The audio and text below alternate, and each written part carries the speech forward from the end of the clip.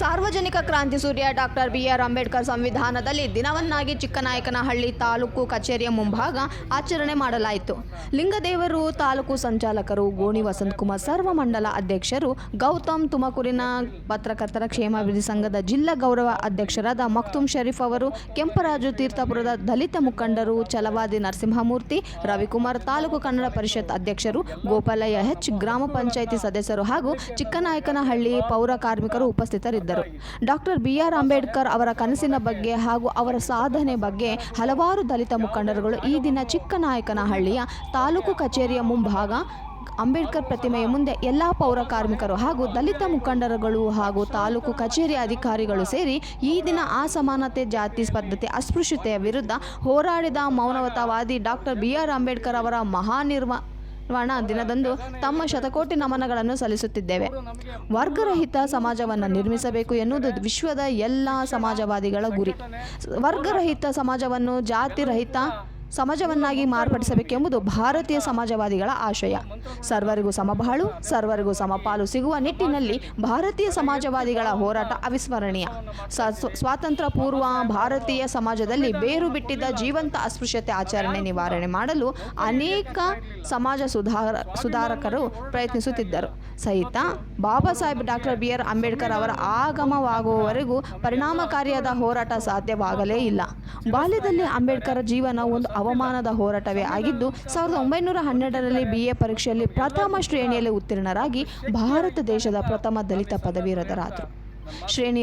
ಇದಾದ ನಂತರ ಅಂಬೇಡ್ಕರ್ ಭಾರತದಲ್ಲಿ ಯಾರು ಪಡೆಯಲಾರದಂಥ ಶಿಕ್ಷಣವನ್ನು ಅವಮಾನದ ಸಾಮಾಜಿಕ ಸ್ಥಿತಿ ಅಂತರಗಳನ್ನು ಮೆಟ್ಟು ನಿಂತವರಂತೆ ಪಡೆದರು. ಅಮೆರಿಕ ಸಂಯುಕ್ತ ಸಂಸ್ಥಾನದ ನಿಗ್ರೋಗಳ ನಾಯಕ ಬೋಕರ್ ಸಿ ವಾಷಿಂಗ್ಟನ್ ಅವರ ಹೋರಾಟದಿಂದ ಸ್ಫೂರ್ತಿ ಪಡೆದು ಭಾರತೀಯ ದಲಿತರ ಸಾಮಾಜಿಕ ವಿಮೋಚನೆಗೆ ತನ್ನ ಮೂಲಕವೇ ಭದ್ರವಾದ ಹೋರಾಟ ತಳಹದಿಯನ್ನು ಹಾಕಿಕೊಂಡರು.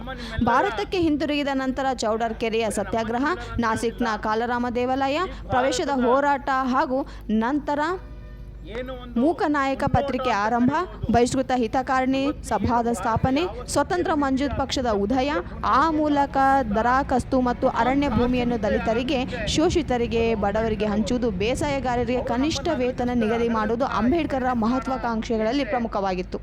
1942ರಲ್ಲಿ ಶೆಡ್ಯೂಲ್ ಕಾಸ್ಟ್ನ ಫೆಡರೇಷನ್ ಸ್ಥಾಪಿಸಿದರು. ಇದಾದ ಮುಖ್ಯ ಬೇಡಿಕೆ ಜಮೀನ್ದಾರಿ ಪದ್ಧತಿಯನ್ನು ರದ್ದುಪಡಿಸಿ ದಲಿತ ಗಣಿದಾರರಿಗೆ ಭೂಮಿಯ ಮಾಲೀಕತ್ವದ ಹಕ್ಕನ್ನು ಕೊಡಿಸುವುದಾಗಿತ್ತು. 1947ರ ಆಗಸ್ಟ್ 29ರಂದು ಭಾರತದ ಸಂವಿಧಾನ ರಚನಾ ಸಮಿತಿಯಲ್ಲಿನ ಕರಡು ಸಮಿತಿಯ ಅಧ್ಯಕ್ಷರಾಗಿ ಅವಿರೋಧವಾಗಿ ಆಯ್ಕೆಯಾದರು. ದೇಶದಲ್ಲಿನ ದಲಿತರಿಗೆ ಉಚಿತ ಮತ್ತು ಕಡ್ಡಾಯ ಶಿಕ್ಷಣ ಕಲ್ಪಿಸಿದರು ಮತ್ತು ದಲಿತರಿಗೆ ಸಂವಿಧಾನದತ್ತ ಮೀಸಲಾತಿಯನ್ನು ನಿಗದಿಪಡಿಸಿದರು. ಸಾಮಾಜಿಕ ಅಸಮಾನತೆಯಿಂದ ಸಮಾನತೆಯತ್ತ ಸಮಾಜದ ಮುಖ್ಯ ವಾಹಿನಿಗೆ ದಲಿತ ಸಮುದಾಯ ಬರಲು ಅಂಬೇಡ್ಕರ್ ಸಂವಿಧಾನದಲ್ಲಿ ರಾಜ್ಯಾಂಗದಲ್ಲಿ ನೀಡಿದ ಮೀಸಲಾತಿಯ ಪ್ರಮುಖ ಕಾರಣವಾಗಿದೆ ಹಾಗೂ ಇಂದಿಗೂ ಜಾರಿಯಲ್ಲಿದೆ. 1950 ಜನವರಿ 26ರಂದು ಭಾರತೀಯ ಸಂವಿಧಾನವನ್ನು ಆತ್ಮಾರ್ಪಣೆ ಮಾಡಿಕೊಂಡು ಲೋಕಸಭೆಯಲ್ಲಿ ಅಂಗೀಕರಿಸಲಾಯಿತು. ಗಣರಾಜ್ಯ ವ್ಯವಸ್ಥೆ, ಪ್ರಾದೇಶಿಕ ಐಕ್ಯತೆ, ಬಹುಪಕ್ಷ ಪದ್ಧತಿ ಮುಂತಾದ ಅನೇಕ ಪರಿಶಿಷ್ಟಗಳನ್ನು ಮತ್ತು ಅನುಚ್ಛೇದಗಳನ್ನು ಸಂವಿಧಾನದಲ್ಲಿ ಅಳವಡಿಸಿ ಭಾರತೀಯರನ್ನು ಸ್ಥಳೀಯ ಆಡಳಿತ ವ್ಯವಸ್ಥೆ ಅಡಿ ಪ್ರಜೆಗಳೇ ಪ್ರಭುಗಳು ಎಂಬ ರಾಜಕೀಯ ಪರಮಾಧಿಕಾರಗಳನ್ನು ಚುನಾವಣೆಗಳ ಮೂಲಕ ರಾಷ್ಟ್ರದ ಪ್ರಜೆಗಳಿಗೆ ನೀಡಿ ಭಾರತ ರತ್ನ ಮತ್ತು ಭಾರತೀಯ ಸಂವಿಧಾನದ ಶಿಲ್ಪಿ ಎಂಬ ಗೌರವಕ್ಕೆ ಪಾತ್ರರಾದರು. ಒಂದು ದೊಡ್ಡ ಗ್ರಂಥವನ್ನು ಬರೆದರೆ ದೊಡ್ಡ ಅರ್ಥಶಾಸ್ತ್ರಜ್ಞರಾಗ್ತಾರೆ. ಅಂಬೇಡ್ಕರ್ ಅವರು ಬರೀ ದಲಿತರಿಗೆ ಕೊಟ್ಟಿದ್ದಾರಾ? ಸ್ತ್ರೀ ವಿಮೋಚನೆಯ ಬಗ್ಗೆ ಹೋರಾಟ ಮಾಡಿರ್ತಕ್ಕಂಥ ಏಕೈಕ ಕಂಠ ಯಾವ್ದಾದ್ರು ಇದ್ರೆ ಆ ಕಾಲಘಟ್ಟದಲ್ಲಿ ಅದು ಅಂಬೇಡ್ಕರ್ ಅವರು. ಹಿಂದುಳಿದ ವರ್ಗಗಳ ಬಗ್ಗೆ ಯೋಚನೆ ಮಾಡಿದಂತಹ ಒಂದು ಧ್ವನಿ ಯಾವ್ದಾದ್ರು ಇದ್ರೆ ಅದು ಅಂಬೇಡ್ಕರ್ ಅವರು. ಶೋಷಿತರ ಪರವಾಗಿ, ಶ್ರಮಿಕರ ಪರವಾಗಿ, ಕಾರ್ಮಿಕರ ಪರವಾಗಿ, ಸರ್ವರ ಪರವಾಗಿ, ಸರ್ವರ ಉದಯದ ಪರವಾಗಿ ಯೋಚನೆ ಮಾಡಿರ್ತಕ್ಕಂಥ ಏಕೈಕ ವ್ಯಕ್ತಿತ್ವ ಯಾವ್ದಾರು ಇದ್ರೆ ಅಂಬೇಡ್ಕರ್ ಅವರು. ಬಾಬಾ ಸಾಹೇಬ್ರು ಮಾತಾಡ್ತಾರೆ, ನನ್ನ ಜನಕ್ಕೆ ಹಾಕೊಳ್ಳೋಕೆ ಬಟ್ಟೆ ಇಲ್ಲ. ನಿಜ, ಅವ್ರು ಅನ್ಕೊಂಡಿದ್ದಾರೆ ನಾವು ಯಾರು ಬಟ್ಟೆ ಹಾಕೊಳ್ಳೋಕೆ ಯೋಗ್ಯರಲ್ಲ ನಾವು ಅಂತ. ನಾನು ಅದೇ ಜಾತಿಲಿ ಹುಟ್ಟಿದಂಥವನು, ಸೂಟ್ ಹಾಕ್ಕೊಂಡಿದ್ದೀನಿ ನೋಡಿ, ನನಗೂ ತಾಕತ್ತಿದೆ, ನಾವು ಹಾಕ್ಕೋಬಹುದು ಅಂತ ಹೇಳಿ ಅವ್ನಿಗೆ ಆಸೆ ಬರುತ್ತೆ. ಇಲ್ಲಿಗೆ ಬಂದಾಗ ನೋಡಪ್ಪ ನೀನು ಬಡವ, ನೀನು ಗುಡಿಸಲೇ ಇರು ಅಂತ ಅಂದರೆ ಅವ್ನು ಗುಡಿಸಲಕ್ಕೆ ಇಷ್ಟಪಡ್ತಾರೆ. ಬಾರಪ್ಪ ಅರಮನೆಗೆ, ನೋಡಪ್ಪ ನಾನು ಇಂಥ ಮನೆ ಕಟ್ಟಿದ್ದೀನಿ ಅಂತ ಅಂದಾಗ ಅವ್ನಿಗೆ ಆಸೆ ಬರುತ್ತೆ. ಅವನು ಅದಕ್ಕೆ ತಗೊಳ್ಳೋಕ್ಕೋಸ್ಕರ ಅವನು ಮುಂದೆ ಅಡಿ ಇಡ್ತಾನೆ ಅಂತ ಹೇಳಿ ಬಾಬಾ ಸಾಹೇಬರು ಆ ಮಾತನ್ನ ಹೇಳ್ತಾರೆ. ಅದು ತುಂಬ ನಾವೆಲ್ಲರೂ ಕೂಡ ಅರ್ಥ ಮಾಡ್ತೀವಿ. ಹಾಗಾಗಿ ನಾನು ಪರ್ಟಿಕ್ಯುಲರ್ ಎಷ್ಟೋ ಜನ ಹೇಳಿದ್ದಾರೆ, ಅವನೇನು ಬಿಡಪ್ಪ ಅಪ್ಪ ಅಮ್ಮ ಟೀಚರು ಮಾಡಿಟ್ಟಿದ್ದಾರೆ, ಬಟ್ಟೆ ಹಾಕೋತಾರೆ ನಾವ್ ಹೆಂಗಿದ್ ಹಾಕೊಳ್ಳೋದು ಅಂತಲ್ಲ. ನಾ ಯಾಕೆ ಈಗ ಯಾವಾಗಲೂ ಬರ್ತೀನಿ ಅಂತ ಅಂದ್ರೆ, ವಯಸ್ಸಲ್ಲಿ ಚಿಕ್ಕವನೇ ಆಗಿರೋ ನಾವು ಸೂಟ್ ಹಾಕೊಂಡು ಯಾಕೆ ಬರ್ತೀನಿ ಅಂದ್ರೆ ಬಾಬಾ ಸಾಹೇಬ್ರ ಆಸೆ ಅದು.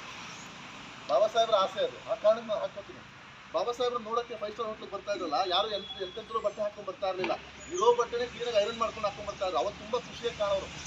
ನಿಜವಾಗ್ಲೂ ಬಾಬಾ ಸಾಹೇಬ್ ಅಂಬೇಡ್ಕರ್ ಅವರು ಹೆಂಡತಿಗೆ ಹಾಕೊಳ್ಳೋಕೆ ಒಳ್ಳೆ ಸೀರೆ ಇರಲಿಲ್ಲ. ಬಾಬಾ ಸಾಹೇಬ್ ಅಂಬೇಡ್ಕರ್ ಅವರು ಭಾರತ ಮುಗಿಸ್ಕೊಂಡು ಲಂಡನ್ನಿಂದ ಬಂದಾಗ ಅವ್ರು ಹೆಂಡತಿ ರೈಲ್ವೆ ಸ್ಟೇಷನ್ ತಗೊಳಕ್ ಹೋಗ್ತಾರೆ, ಕರ್ಕೊಂಡ್ಬಂದು ರಿಸೀವ್ ಮಾಡಕ್ಕೆ ಹೋದಾಗ ಅವ್ರಿಗೆ ಒಳ್ಳೆ ಬಟ್ಟೆ ಇರಲ್ಲ. ಕೊಲ್ಲಾಪುರದ ಮಹಾರಾಜರು ಶಾಹು ಮಹಾರಾಜ್ ಅವರು ಒಂದು ಶಾಲ್ನ ಹೊತ್ತಿಸಿ, ರೇಷ್ಮೆ ಶಾಲ್ನ ಹೊತ್ತಿಸಿ ಸನ್ಮಾನ ಮಾಡಿರ್ತಾರೆ. ಅದನ್ನ ಸುತ್ಕೊಂಡು ಬರ್ತಾರೆ ರಮಾತಾಯಿ ಅಂಬೇಡ್ಕರ್ ಅವರು. ಅವರ ತ್ಯಾಗ ತುಂಬಾ ಅದ್ಭುತವಾದ ತ್ಯಾಗ ಅದು. ಸೊ ಇಂಥ 40 ವರ್ಷಗಳ ಮೂರು 1956 ಜುಲೈ ರತ್ತು ಮನೆ ಒಳಗಡೆ ಹೋಗ್ತಾರೆ. ಬಾಬಾ ಸಾಹೇಬರು ಚೇರ್ ಮೇಲೆ ಕುತ್ಕೊಂಡು ಅಳ್ತಾ ಇರ್ತಾರೆ, ಕಣ್ಣಲ್ಲಿ ನೀರು ಹಾಕ್ತಾ ಇರ್ತಾರೆ. ರತ್ತು ಕೇಳ್ತಾರೆ, ಸ್ವಾಮಿ ನಾನು ಇದು ಕೇಳಕ್ ನಂಗೆ ಧೈರ್ಯ ಇಲ್ಲ, ಆದರೂ ಕೇಳ್ತಾ ಇದ್ದೀನಿ, ಯಾಕೆ ನೀವು ಅಳ್ತಾ ಇದ್ದೀರಾ? ನೀವು ಯಾವತ್ತೂ ಅತ್ಯಂತ ಜನನೇ ಅಲ್ಲ, ನೀವು ಅತ್ಯಂತವರೇ ಅಲ್ಲ, ಅಷ್ಟು ಇದಾಗಿರೋ ನಿಟ್ಟಿನಲ್ಲಿ ಯಾಕೆ ನೀರು ಬರ್ತಾರೆ? ಅರ್ಥ ಆಗಲ್ಲ. ಹೋಗಿ ಕೆಲಸ ಮಾಡ್ಕೊಂಡು ಬೇಕು. 30 ತಾರೀಕು ಮತ್ತೆ ಪ್ರಯತ್ನ ಬಿಡ್ತಾರೆ ರತ್ತು ಅವರು. ಮತ್ತೆ 31ನೇ ತಾರೀಕು ಸಂಜೆ 5 ಗಂಟೆಗೆ ರತ್ತು ಹೊರಗಡೆ ಹೋಗ್ತಾರೆ. ಬಾಬಾ ಸಾಹೇಬ್ರಲ್ಲಿ ಏನು ಬೆಡ್ ಮೇಲೆ ಮಲ್ಕೊಂಡು ಅಳ್ತಾ ಇರ್ತಾರೆ. ಬಾಬಾ ಸಾಹೇಬ್ರಿಗೆ ಕಾಫಿ ಕೊಡ್ತಾರೆ. ಟೀ ಅಂದರೆ ತುಂಬ ಇಷ್ಟ ಬಾಬಾ ಸಾಹೇಬ್ರಿಗೆ. ಟೀ ಕೊಟ್ಬಿಟ್ಟು ನೀವು ಇವತ್ತು ಹೇಳಲೇಬೇಕು ಅಂತ ಹೇಳಿ ಅವ್ರು ಕಾಲು ಇಟ್ಕೊಂಡು ಕಾಲು ಹೋಗ್ತಾ ಕೇಳ್ತಾರೆ, ನೀವು ಯಾವತ್ತೂ ಹತ್ತಿರೋದು ನಾನು ನೋಡಿಲ್ಲ. ಬ್ರಿಟಿಷ್ ಅವ್ರ ಮುಂದೆ ಎದುರುಗಡೆ ನಿಂತ್ಕೊಂಡು ವಾದ ಮಾಡಿ ಎಲ್ಲ ಗೆದ್ಕೊಂಡು ಬಂದಿದ್ರು. ಓಟಿನ ಹಕ್ಕು ನನಗೆ ಬಾಬಾ ಸಾಹೇಬ್ರು ಕೊಡಿಸಿದ್ದು, ಬೇರೆ ಯಾರೂ ಕೊಟ್ಟಿದ್ದಲ್ಲ. 1935ರಲ್ಲಿ ಅಷ್ಟು ರೌಂಡ್ ಟೇಬಲ್ ಕಾನ್ಫರೆನ್ಸ್ ಹೋರಾಟ ಮಾಡಿ, ಅಷ್ಟು ಜನ ಬ್ರಿಟಿಷ್ ಮೇಲೆ ನೀವು ಹೋರಾಟ ಮಾಡಿ ಓಟ್ ಹಕ್ಕು ಕಳಿಸ್ಕೊಟ್ಟು ಯಾವತ್ತೂ ನೀವು ಬಿಟ್ಟಿರಲಿಲ್ಲ. ನೀವು ವಿಶೇಷ 75 ವರ್ಷ ಕಳೆದರೂ ಸಹ ಇವತ್ತಿಗೂ ಸರ್ವಮಾನ್ಯವಾಗುವಂತಹ ಒಂದು ಪುಸ್ತಕವನ್ನ ಸಂವಿಧಾನದ ರೂಪದಲ್ಲಿ, ನಮಗೆ ಸಂಹಿತೆಯ ರೂಪದಲ್ಲಿ, ನಮಗೆ ಒಂದು ಗೀತೆಯ ರೂಪದಲ್ಲಿ ಕೊಟ್ಟಂತ ಹೇಳಿದ್ರೆ ಅದು ಅಂಬೇಡ್ಕರ್ ಅವರು. ಕಾಲಘಟ್ಟ ಬದಲಾದ ಹಾಗೆ ವ್ಯವಸ್ಥೆಗಳು ಬದಲಾಗ್ತಾ ಹೋಗ್ತವೆ. ಇವತ್ತಿಗೂ ಸಹ ಬಹಳಷ್ಟು ಪ್ರಜಾಪ್ರಭುತ್ವ ರಾಷ್ಟ್ರಗಳು ಉಳ್ಕೊಂಡಿಲ್ಲ. ಆ ಪುಟ್ಟ ರಾಷ್ಟ್ರಗಳು ಇವತ್ತು ಹಲವಾರು ಬಾರಿ ತಮ್ಮ ಸರ್ವಾಧಿಕಾರ ವ್ಯಾಪ್ತಿಗೆ ಒಳಪಟ್ಟಿವೆ. ಆದರೆ ಅಖಂಡವಾಗಿರ್ತಕ್ಕಂತಹ 130 ಕೋಟಿ ಜನಸಂಖ್ಯೆ ಇರತಕ್ಕಂತಹ ಭಾರತ ಇವತ್ತಿಗೂ ಸಹ ಯಾವತ್ತೂ ಸಹ ನಿರಂಕುಶವಾದ ತತ್ವ ಹೋಗಿಲ್ಲ ಅಂತ ಹೇಳಿದರೆ, ಪ್ರಜಾಪ್ರಭುತ್ವದಲ್ಲಿ ಬದುಕ್ತಾ ಇದೆ ಅಂತ ಹೇಳಿದರೆ, ಇಡೀ ಜಗತ್ತಿನ ಶ್ರೇಷ್ಠ ಪ್ರಜಾಪ್ರಭುತ್ವ ಇದೆ ಅಂತ ಕರೆಸ್ಕೊಳ್ತಾರೆ ಅಂದರೆ ಅದಕ್ಕೆ ಕಾರಣ ಅಂಬೇಡ್ಕರ್ ಅವರು, ಅವರ ದೂರದೃಷ್ಟಿತ್ವ. ಇವತ್ತು ಅಂಬೇಡ್ಕರ್ ಅವರನ್ನ ನಾವು ಅಧ್ಯಯನಕ್ಕೆ ಒಳಪಡಿಸಬೇಕಾಗಿದೆ, ಅವ್ರನ್ನ ಅಧ್ಯಯನ ಮಾಡಬೇಕಾಗಿದೆ. ನಾವೇನಾಗಿದೆ ಅಂದರೆ ಅಂಬೇಡ್ಕರ್ ಅವ್ರನ್ನ ಅಧ್ಯಯನದಿಂದ ವಿಮುಖರಾಗ್ಬಿಟ್ಟಿದ್ದೀವಿ. ಅಂಬೇಡ್ಕರ್ ಹೆಸರು ಹೇಳ್ಕೊಂಡು ಬಹಳಷ್ಟು ಜನ ಬಹಳಷ್ಟು ರೀತಿಯಲ್ಲಿ ಬಹಳಷ್ಟು ವ್ಯವಸ್ಥೆಗಳನ್ನ ಕೆಡಿಸುವಂಥ ಕೆಲಸಗಳನ್ನ ಮಾಡೋಕ್ಕೆ ಶುರುವಾಗ್ಬಿಟ್ಟಿದ್ದಾರೆ. ನಮ್ಗೆ ಅದು ಬೇಕಾಗಿಲ್ಲ. ಅಂಬೇಡ್ಕರ್ ಅವರು ಕೊಟ್ಟಿರ್ತಕ್ಕಂಥ ಮಹತ್ವದ ಆ 3 ಅಂಶಗಳು ನಮಗೆ ಬೇಕಾಗಿದೆ. ಅದರಲ್ಲೂ ಶಿಕ್ಷಣ ನಮ್ಗೆ ಅತ್ಯಂತ ಮಹತ್ವದ್ದಾಗಿದೆ. ನಾವು ನಮ್ಮ ಮಕ್ಕಳಿಗೆ ಶಿಕ್ಷಣವನ್ನು ಕೊಡೋಣ, ನಮ್ಮ ಮುಂದಿನ ಪೀಳಿಗೆನ ಶಿಕ್ಷಣವಂತರನ್ನಾಗಿ ಮಾಡೋಣ. ಶಿಕ್ಷಣವಂತರನ್ನಾಗಿ ಮಾಡೋದ್ರಿಂದ ಸಮಾಜವನ್ನು ಕಟ್ಟಲಿಕ್ಕೆ ಸಾಧ್ಯ. ಹೊರತು ಬಿಟ್ಟರೆ ಬೇರೆ ಯಾವುದರಲ್ಲೂ ಸಹ ನಾವು ಸಮಾಜವನ್ನು ನೋಡ್ಲಿಕ್ಕೆ ಸಾಧ್ಯ ಇಲ್ಲ. ನೀವು ಶೈಕ್ಷಣಿಕವಾಗಿ ಸಮರ್ಥರಾದರೆ, ನಿಮಗೆ ನಾಲೆಡ್ಜ್ ಬಂದರೆ, ಒಂದು ಎಂಪವರ್ಡ್ ಬಂದರೆ ಆಯಿತು. ನನ್ನ ಪ್ರಶ್ನೆ ಇಷ್ಟು ದೊಡ್ಡ ರಾಜ್ಯದ ದೇಶದಲ್ಲಿ ಅಂಬೇಡ್ಕರ್ ಬಿಟ್ಟು ಬೇರೆ ಯಾರು ಸಿಕ್ಕಿಲ್ಲ ಸಂವಿಧಾನ ಬರೆಯಂತ. ಒಬ್ಬ ದಲಿತನನ್ನು ಯಾಕೆ ಬರೆದ್ರು ಅಂತ ಹೇಳಿದ್ರೆ, ಆತ ದಲಿತ ಅಂತ ಅಲ್ಲ, ಆತನೊಳಗಡೆ ಶಿಕ್ಷಣ ಇತ್ತು, ಆತನೊಳಗಡೆ ಪವರ್ ಇತ್ತು, ಆತನೊಳಗೆ ನಾಲೆಡ್ಜ್ ಇತ್ತು. ಅದಕ್ಕೆ ಜಗತ್ತಿವತ್ತು ನಾಲೆಡ್ಜ್ ಇದೆ ಅಂತ ಕರೆಯೋದು. ಅಂಬೇಡ್ಕರ್ ಅವ್ರಿಗೊಬ್ಬರಿಗೆ ಆ ಸ್ಥಾನಮಾನ ಸಿಕ್ಕಿರ್ತಕ್ಕಂಥದ್ದು.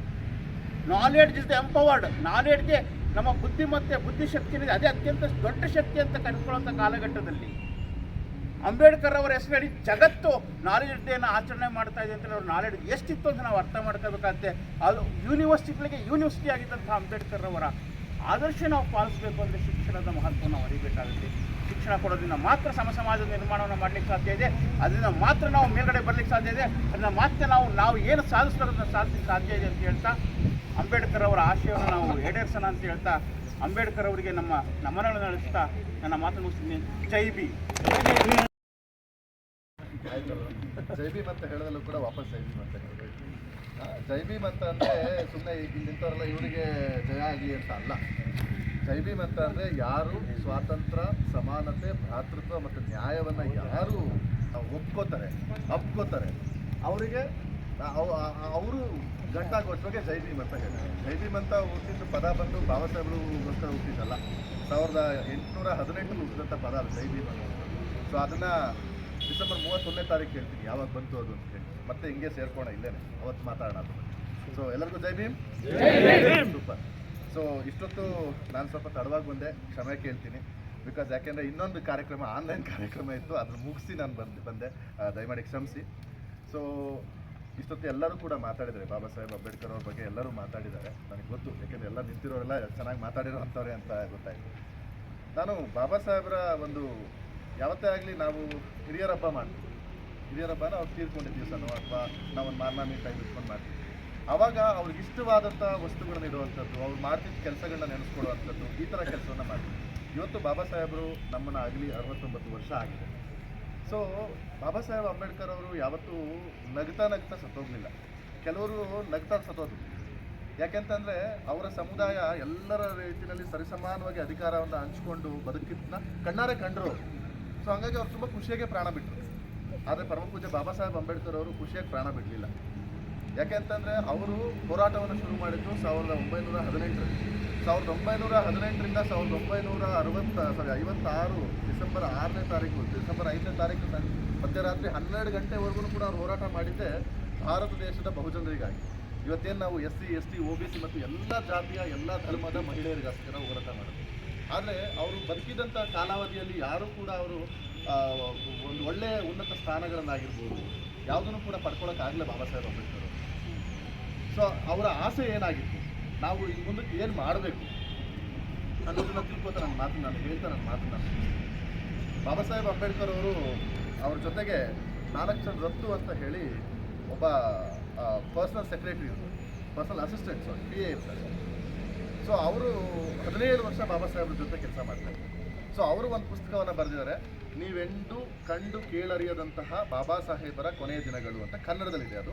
ಡಾಕ್ಟರ್ ವಿಜಯ ನರಸಿಂಹ ಅನ್ನೋ ಒಬ್ಬರು ಡಾಕ್ಟರು, ENT ಸ್ಪೆಷಲಿಸ್ಟ್, ಅದನ್ನ ಕನ್ನಡಕ್ಕೆ ಅನುವಾದ ಮಾಡಿ. ಇಂಗ್ಲೀಷ್ ಬುಕ್ ಬಂದ್ಬಿಟ್ಟು the last few years of doctor BR Ambedkar ಅಂತ ಹೇಳಿ. ಸೊ ಬಾಬಾ ಸಾಹೇಬ್ ಅಂಬೇಡ್ಕರ್ ಅವರು ಇದು ಅವ್ರು ಕೊಟ್ಟಂಥ ಕೊನೆಯ ಸಂದೇಶ. ಜುಲೈ 31 ಗಂಟೆ 6 ಗಂಟೆ ಅವರು 4 ಜನ ರಫ್ತು ಅವರು ತುಂಬ ಸ್ಪಷ್ಟವಾಗಿ ದಾಖಲಿಸ್ತಾರೆ. ನೀವು ಆ ಪುಸ್ತಕವನ್ನು ತೆಗೆದು, ಕನ್ನಡ ಪುಸ್ತಕವನ್ನು ತೆಗೆದು 44ನೇ ಪುಟವನ್ನು ತೆಗೆದ್ರೆ ಬಾಬಾ ಸಾಹೇಬರ ಅವತ್ತು ಸಂದೇಶ ಏನಿದೆ ಅನ್ನೋದನ್ನ 4 ಜನ ರಫ್ತು ಅವರು ದಾಖಲೆ ಮಾಡ್ತಾರೆ. ದಯವಿಟ್ಟು ಆ ಪುಸ್ತಕವನ್ನು ಕೊಂಡು ಓದಿ ಎಲ್ಲರೂ. ಅವತ್ತು ಜುಲೈ 29ನೇ ತಾರೀಕು 1956 ಬಾಬಾ ಸಾಹೇಬ್ ತೀರ್ಪುರಕ್ಕೆ ಕೇವಲ 5 ತಿಂಗಳಿಗಷ್ಟೇ ಕುತ್ಕೊಂಡು. ಯಾವತ್ತಾದರೂ ಈ ಮನುಷ್ಯನ ನೋಡಿದ್ರಲ್ಲ ಫೋಟೋಗಳಲ್ಲಿ, ಹತ್ತಿರೋದಾರೆ ಅಂತ ಅನಿಸುತ್ತಾ ನಿಮಗೆ? ಕಣ್ಣಲ್ಲಿ ನೀರು ಹಾಕಿದ್ದಾರೆ ಅಥವಾ ನೋವು ಪಟ್ಟಿದ್ದಾರೆ ಅಂತ ಯಾವ ಥರ ಅನಿಸುತ್ತಾ? ಯಾವತ್ತೂ ಇಲ್ಲ. ಇವತ್ತಿಗೂ ಕೂಡ ನಾನು ಇವತ್ತು ಅವ್ರು ತೀರ್ಕೊಂಡಿದ್ದ ದಿವಸ ಯಾಕೆ ನಾನು ಇವತ್ತು ಸೂಟ್ ಹಾಕ್ಕೊಂಡು ಬಂದಿದ್ದೀನಿ ಅಂತ ಅಂದರೆ, ಬಾಬಾ ಸಾಹೇಬರ ಆಸೆ ಇದು, ನನ್ನ ಜನ ಒಳ್ಳೆ ಬಟ್ಟೆ ಹಾಕ್ಕೊಂಡು ಬದುಕಬೇಕು, ಎಲ್ಲರ ಜೊತೆ ಸರಿಸಮಾನವಾಗಿ ಅಧಿಕಾರ ಹಂಚ್ಕೊಂಡು ಬದುಕಬೇಕು. ನನ್ನ ಜನಕ್ಕೆ ಬಾಬಾ ಸಾಹೇಬ್ ಯಾವತ್ತು ಹೋದ್ರೂ ಕೂಡ, ಎಲ್ಲೇ ಹೋದ್ರೂ ಕೂಡ ಸೂಟ್ ಹಾಕ್ಕೊಂಡೇ ಹೋಗ್ತಾ ಇದ್ರು. ಆ್ಯಂಡ್ ಫಾರಿನ್ಗೆ ಹೋಗಬೇಕು ಅಂದರೆ ಬಿಸ್ನೆಸ್ ಕ್ಲಾಸಲ್ಲೇ ಹೋಗ್ತಾ ಇದ್ರು ಫ್ಲೈಟಲ್ಲಿ. ಅವ್ರಿಗೆ ಕಾರ್ ಬೇಕಂತಂದರೆ ಯಾರು ಡಿಮಾಂಡ್ ಮಾಡ್ತಾ ಇರಲ್ಲ, ನನಗೆ ರೋಲ್ಸ್ ರಾಯ್ಸ್ ಕಾರೇ ಬೇಕು ಅಂತ ಕೇಳೋರು, ಬೆನ್ಸ್ ಕಾರ್ ಬೇಕು ಅಂತಲೇ ಕೇಳೋರು.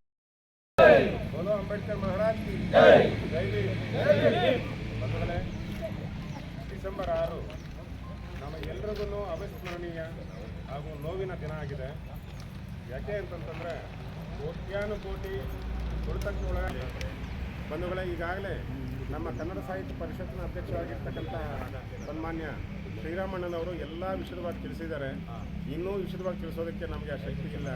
ಯಾಕೆ ಅಂತಂದರೆ ನಾವು ಈ ಮಹನೀಯರನ್ನು ನಾವು ಆಚರಣೆ ಮಾಡೋದ್ರ ಮುಖಾಂತರ ಅವ್ರನ್ನ ಸ್ಮರಣೆ ಮಾಡಬೇಕಾಗಿರ್ತಕ್ಕಂಥದ್ದಲ್ಲ, ಅವರ ಸಂದೇಶಗಳನ್ನು ಕರೆಕ್ಟಾಗಿ ಅರ್ಥೈಸ್ಕೊಂಡು ಪ್ರತಿಯೊಬ್ಬ ವ್ಯಕ್ತಿ ಅವರ ಒಂದು ಸಂದೇಶಗಳನ್ನು ಅಧ್ಯಯನ ಮಾಡಿ ಅದನ್ನು ಅಳವಡಿಸೋದ್ರ ಮುಖಾಂತರ ಅವ್ರಿಗೆ ನಿಜವಾದ ಒಂದು ಕೃತಜ್ಞತೆಯನ್ನು ಸಲ್ಲಿಸೋದಕ್ಕೆ ಅವಕಾಶ ಇದೆ ಅಂತ ನಾನು ಭಾವಿಸ್ತೇನೆ. ಈಗ ಎಲ್ಲ ನನ್ನ ಚಿಕ್ಕನಾಯಕನಹಳ್ಳಿ ಬಂಧುಗಳಲ್ಲಿ, ಚಿಕ್ಕನಾಯಕನಹಳ್ಳಿ ನಾಗರಿಕರಲ್ಲಿ ವಿನ್ಯಾಸಗಳೊಂದಿಷ್ಟೇ ಎಲ್ಲ ಮಹನೀಯರ ಜಯಂತಿಗಳನ್ನು, ಅವರ ಸಂದೇಶಗಳನ್ನು ನಾವು ಅರ್ಥೈಸ್ಕೊಂಡು ಸಹೋದರತೆಯಿಂದ, ಸಮಾನತೆಯಿಂದ ಬಾಳಬೇಕನ್ನೋದನ್ನು ನಾವು ಬಯಸ್ತೇವೆ. ಎಲ್ರಿಗೂ ಜಯವಾಗಲಿ. ನಮಸ್ಕಾರ.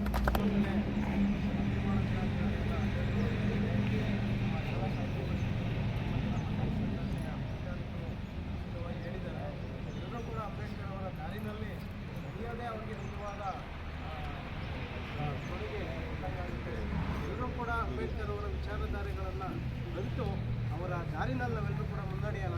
ಸಂಘಟಿತರಾಗಿ ಎಲ್ಲರೂ ಕೂಡ ಒಳ್ಳೆಯ ಕೆಲಸಕ್ಕೆ ನಾವು ಅವರನ್ನು ಪ್ರೇರಣೆಯಾಗಿಟ್ಕೊಳ್ಳೋಣ ಅಂತ ಹೇಳ್ತಾ ನಮಸ್ಕಾರ. ನಮಸ್ಕಾರ.